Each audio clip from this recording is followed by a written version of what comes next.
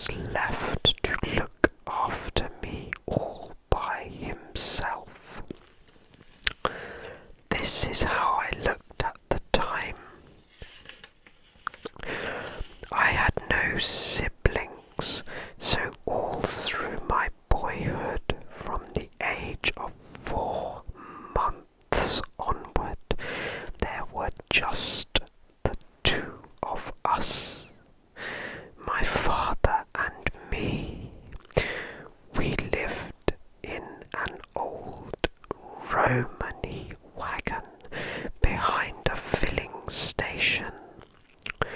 My father owned the filling station and the wagon and a small field behind, but that was about all he owned in the world. It was a very small filling station on a small country road surrounded by fields and woody hills. While I was still a baby, my father washed me and fed me and changed my nappies and did all the millions of other things that a parent usually does for their child. That is not an easy task for any single parent, especially one who has to earn their living at the same time by repairing motor car engines and serving customers with petrol. But my father didn't seem to mind. I think that all the love he had felt for my mother when she was alive, he now lavished upon me. During my early years, I never had a moment's unhappiness or illness, and here I am on my 5th birthday. I was now a scruffy little boy, as you can see, with grease and oil all over me, but that was because I spent all day in the workshop helping my father with the cars. The filling station itself had only 2 pumps. There was a wooden shed behind the pumps that served as an office. There was nothing in the office except an old table and a cash register to put the money into. It was one of those where you pressed a button and a bell rang and the drawer shot out with a terrific bang. I used to love that. The square brick building to the right of the office was the workshop. My father built that himself with loving care, and it was the only really solid thing in the place. We are engineers, you and I, he used to say to me. We earn our living and we can't do good work in a rotten workshop. It was a fine workshop,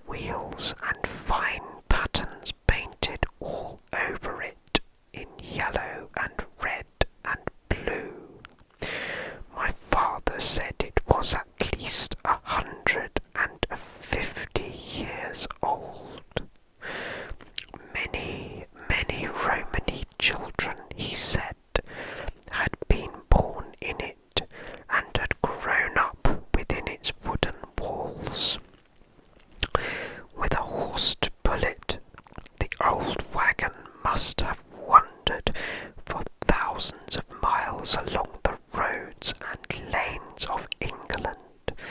But now its wanderings were over, and because the wooden spokes in the wheels were beginning to rot, my father had propped it up underneath with bricks. There was only one room in the wagon, and it wasn't much bigger than a fair-sized modern bathroom. It was a narrow room, the shape of the wagon itself, and against the back wall were two bunk beds, one above the other. The top one was my father's, the bottom one mine.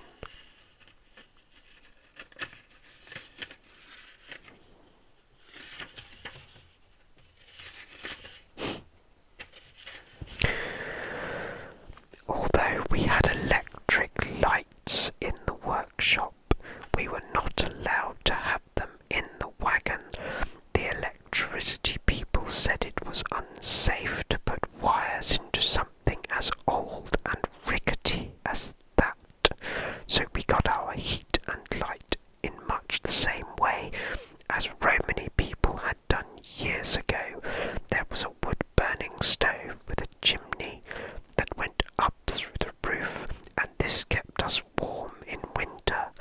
There was a paraffin burner on which to boil a kettle or cook a stew, and there was a paraffin lamp hanging from the ceiling. When I needed a bath, heat up a kettle of water to a basin, pour it into a basin. Then he would strip me naked and scrub me all over, standing up.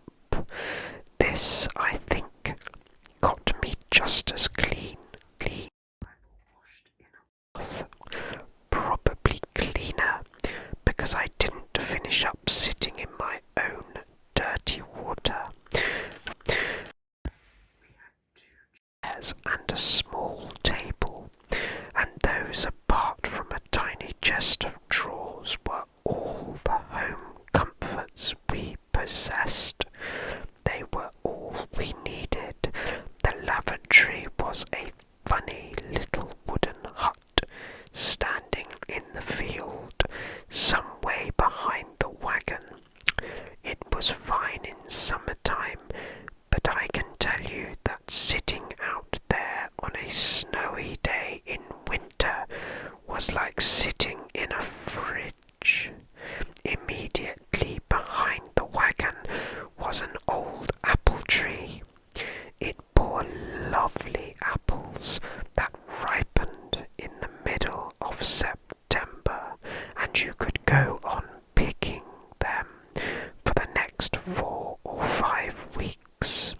Some of the boughs of the tree hung right over the wagon, and when the wind blew the apples, down in the night, they often landed on our roof. I would hear them going thump, thump, thump. My head. But those noises never frightened me, because I knew exactly what was making them. I really loved living in that Romany wagon. I loved it especially in the evening when I was tucked up in my bunk and my father was telling me stories. The paraffin lamp was turned low, and I could see lumps of wood glowing red hot in the old stove, and how wonderful it was to be lying there snug and warm in my bunk in that little room. Most wonderful of all was the feeling that when I went to sleep, my father would still be there, very close to me, sitting in his chair,